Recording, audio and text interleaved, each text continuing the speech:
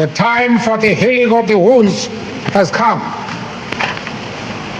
The moment to bridge the chasms that divide us has come.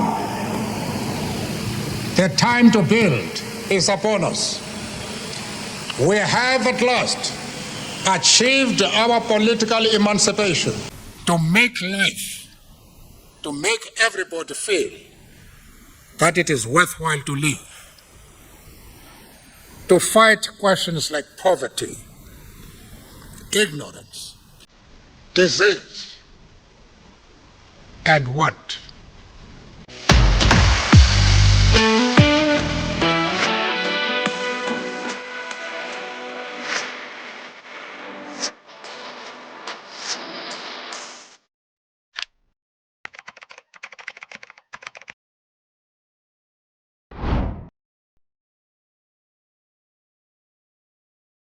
Very right to be human is denied every day to hundreds of millions of people as a result of poverty and the unavailability of basic necessities such as food, jobs, water and shelter, education, health care, and a healthy environment.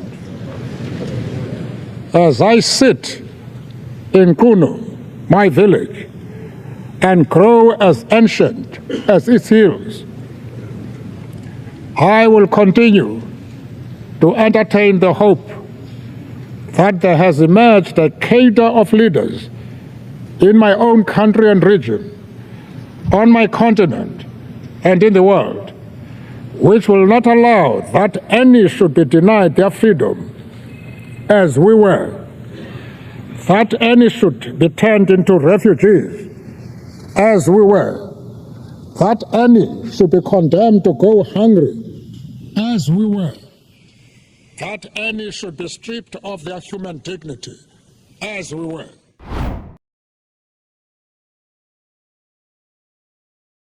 President Clinton and Mrs. Clinton, Reverend Bernice King, distinguished guests and friends. When I turned 70, a young lady who is now principal of a leading university in my country came to see me in prison. She was blunt and straightforward, did not flatter me. She didn't say, I came to see you here because of my interest in you. She said, if my father were alive today, he would have been 70. And when I read in the papers that you were turning 70 today, I thought I should come and see how a man of 70 looks like.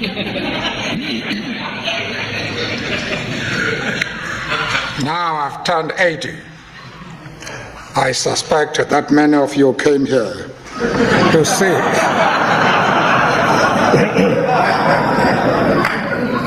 To see what a man of 80 looks like.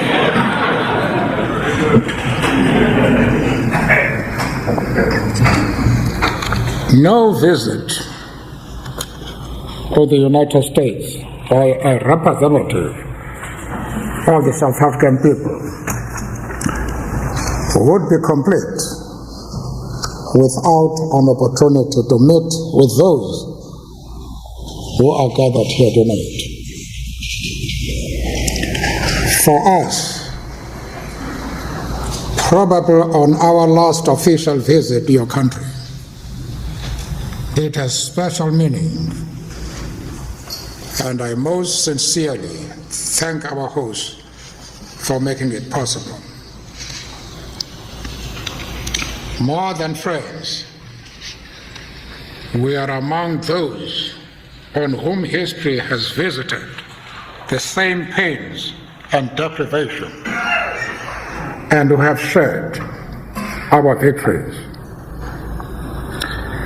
The founders of our liberation movement drew deep inspiration at the turn of the century from Black America's striving under difficult circumstances to fulfill our common aspiration for the restoration of human dignity.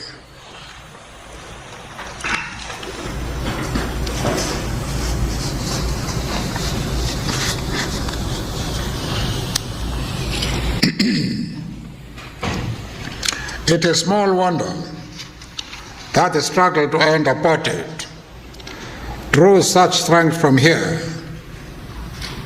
or that we now look to you to work with us as we seek to banish poverty, hunger, illiteracy, and ignorance from our land.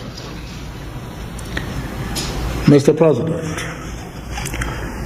by embodying your identification with these shared aspirations in the program of your administration, you have won for yourself a warm place in the heart of the South African people, as you witnessed on your visit to our country earlier this year.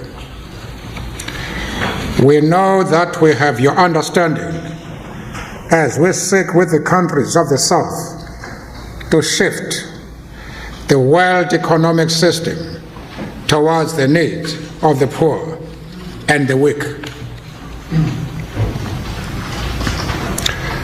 We are aware of the national debate that is taking place in this country about the president. And it is not our business to interfere in this matter. But we do wish to say that President Clinton is a friend of South Africa and Africa, and I believe the friend of the great mass of black people and the minorities and the disabled of the United States.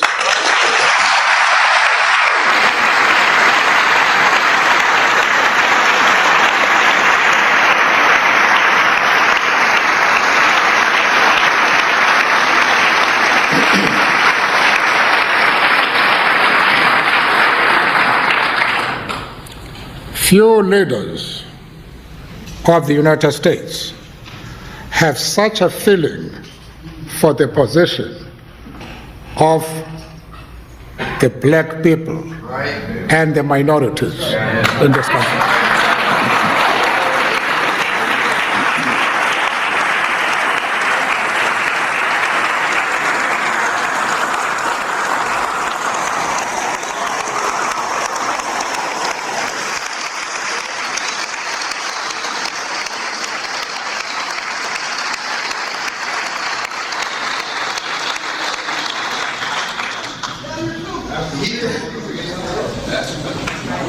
We have often said that our morality does not allow us to desert our friends.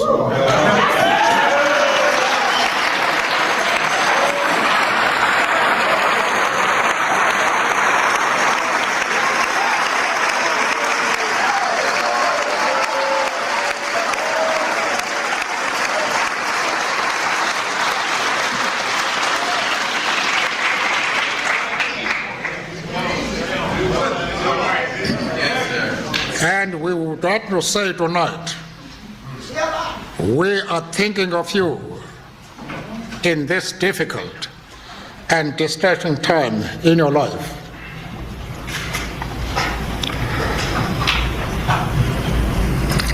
Two days ago,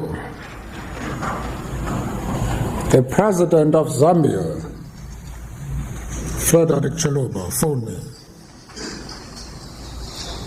Now, he is far younger than me. I think he's in his 60s. And in meetings, he always speaks to me with great respect. And sometimes when we don't agree, and he says, now look, I'm not convinced, Mr. President, of what you're saying, but in our custom, we never challenge an old man.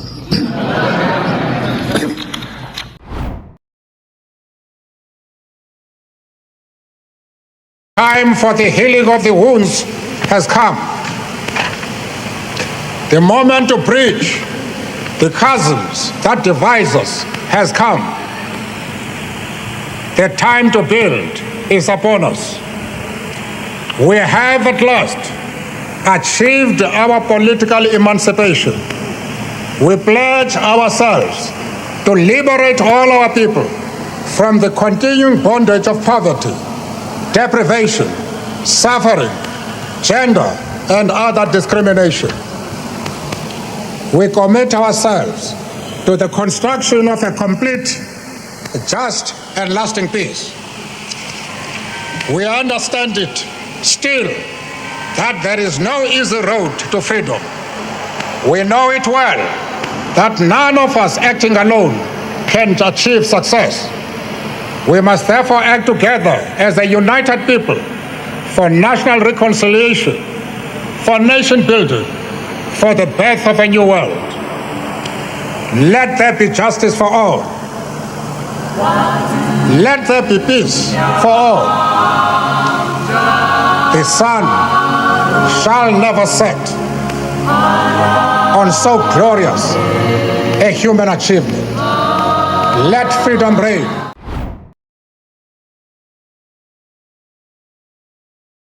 When I found some place in my country and a lady answered the telephone,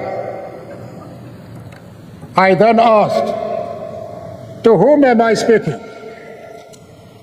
She said, "You're speaking to me." I said, "Well, lady, I know I'm speaking to you, but what's your name?" She said, "Who are you to ask for my name? What's your name?"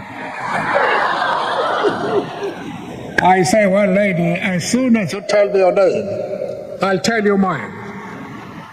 But as we argued as to who should tell his or her name, she became very cross. And she said, "You seem to be a backward person. Have you passed your matric?" Now, matric in our country is a university entry examination. And I said, "Well, lady, you must be very careful. Because if the qualification to speak to you is the possession of a matric certificate, I might work hard and pass my matric and be in the same class as you are." That was treason. She said, "You will never be in my class," and bang the telephone. How I wish she were here today.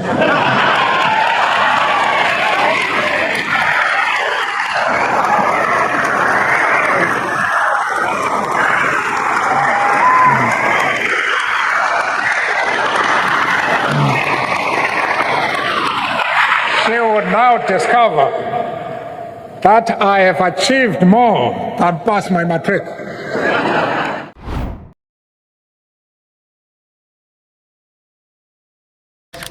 He projected a new image 2 days ago when he phoned me.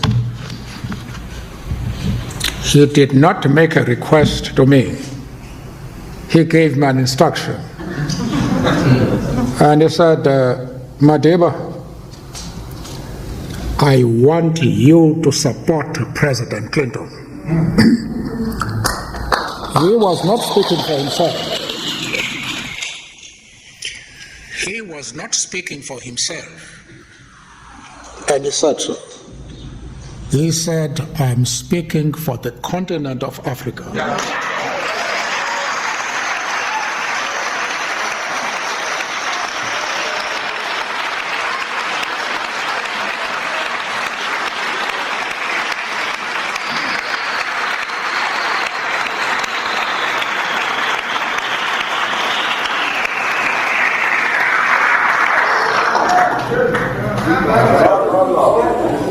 When he addressed our parliament,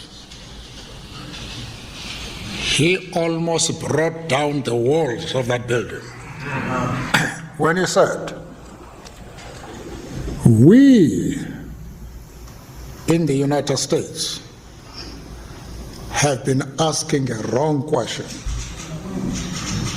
We have been saying, what can we do for Africa?" That was a wrong question. The right question was, what can we do with Africa?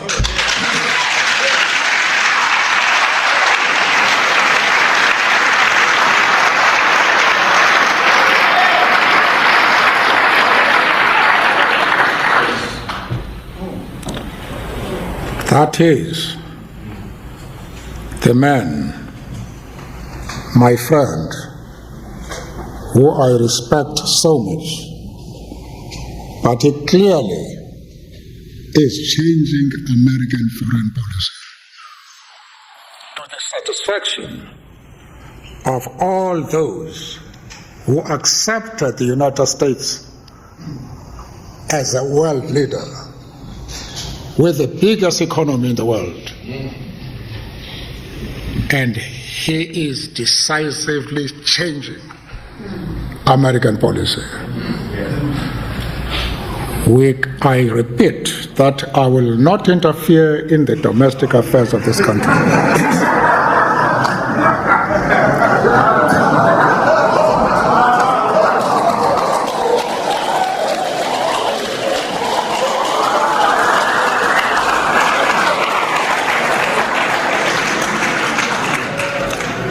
But you should have seen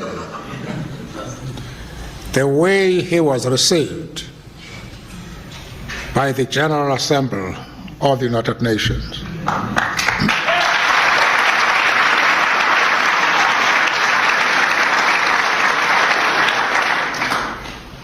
The applause was spontaneous and overwhelming.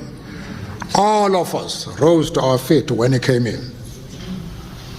It was the same after he delivered his speech. That sent a strong message as to what the world thinks on this national debate.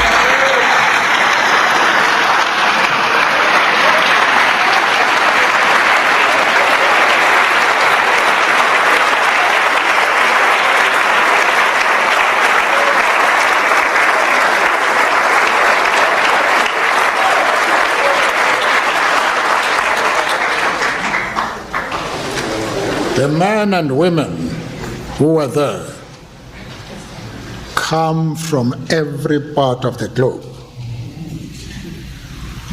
They are leaders of thoughts, presidents, prime ministers, foreign ministers, and other opinion makers. That was the strong message they sent. If you judge from the reaction of the National Assembly, the United States is completely isolated on this question.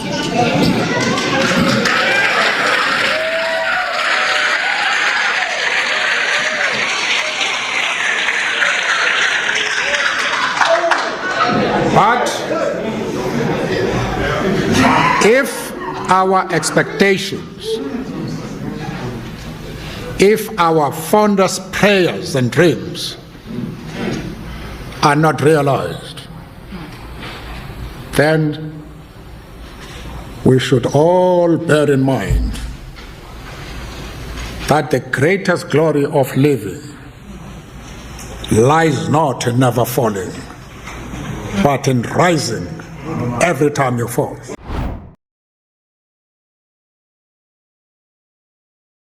Men and women all over the world come and go. Some leave nothing behind, not even their name. It would appear that they never lived at all. Others do leave something behind. The haunting memory of the evil deeds they committed against other human beings. Various kinds of theft, robbery, malicious injury to property, denial of human rights, simply because people are of a different color to you, torture, imprisonment without trial, and political assassinations. Every time the names of such people are mentioned, even at the height of their power, with all the glittering symbols of power, they are like a grave, beautiful outside, rotten inside. Whenever their names are mentioned, feelings of contempt, of disgust, of revulsion, of hatred.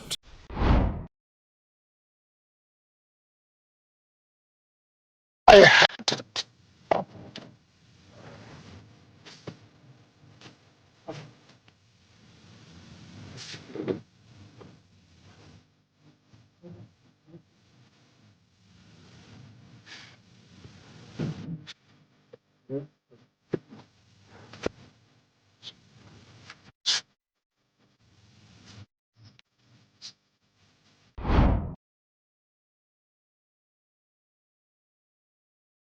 the first thing is to be honest with yourself.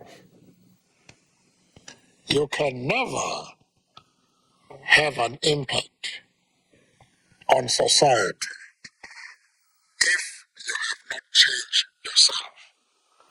And one of the most important weapons in changing yourself is to recognize that people everywhere in the world want peace. But humility is one of the most important qualities which you must have. Because if you are humble, if you make people realize that you are no threat to them, then people will embrace you. They will listen to you.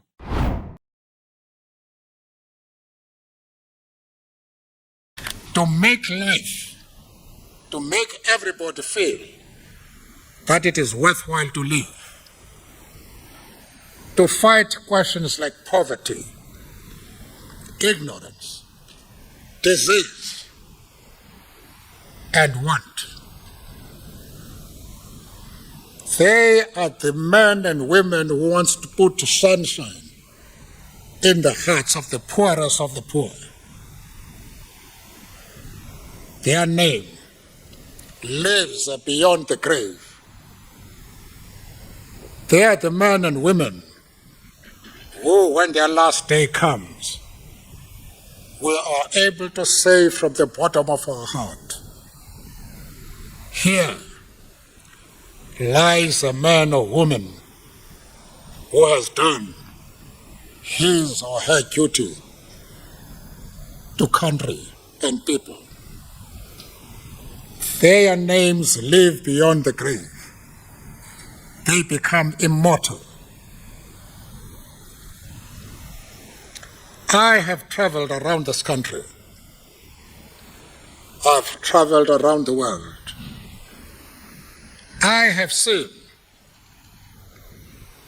as a result of efforts that have been made by men and women who were hardly known before, the father of this young lady, the late Oliver Tambo, the old man next to us here who sent me to jail, Walter Sisulu, If I had not met him, today I would have been a rich man.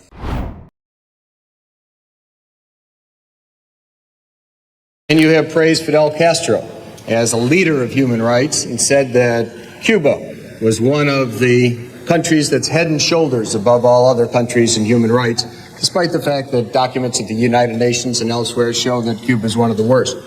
I was just wondering, are these your models of leaders of human rights? And if so, would you want a Gaddafi or an Arafat or a Castro to be a future president of South Africa?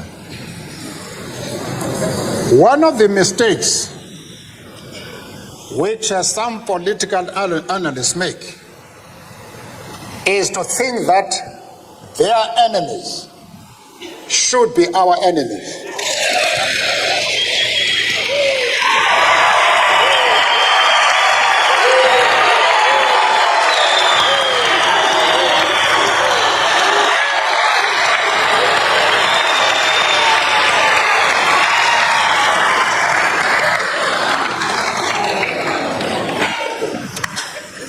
That we can and we will never do. We have our own struggle which we are conducting. We are grateful to the world for supporting our struggle. But nevertheless, we are an independent organization with its own policy. And the attitude of every country towards our attitude towards any country is determined by the attitude of that country to our struggle.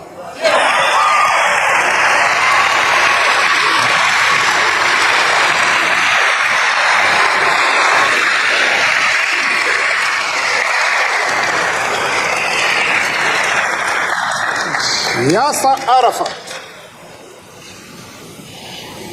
Colonel Gaddafi, Fidel Castro support our struggle to the hilt.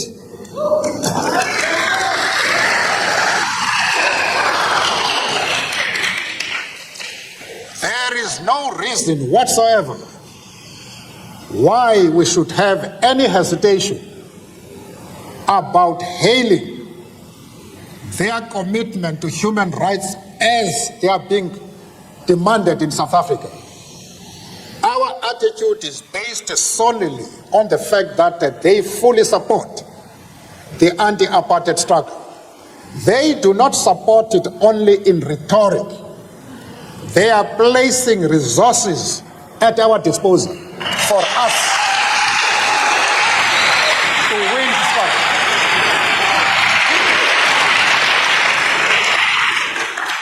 That is the position. And all this to say today, we'll see you guys in the next video, and I hope that you liked this video. Be sure to implement these rules to your everyday success because it's on the way. Don't forget to hit that like button and share this with your friends. Also, I will link the books that are created by this author down below. Check out the description. Don't forget to subscribe, and also comment below whatever you think your favorite rule to success is. We'll see you next time.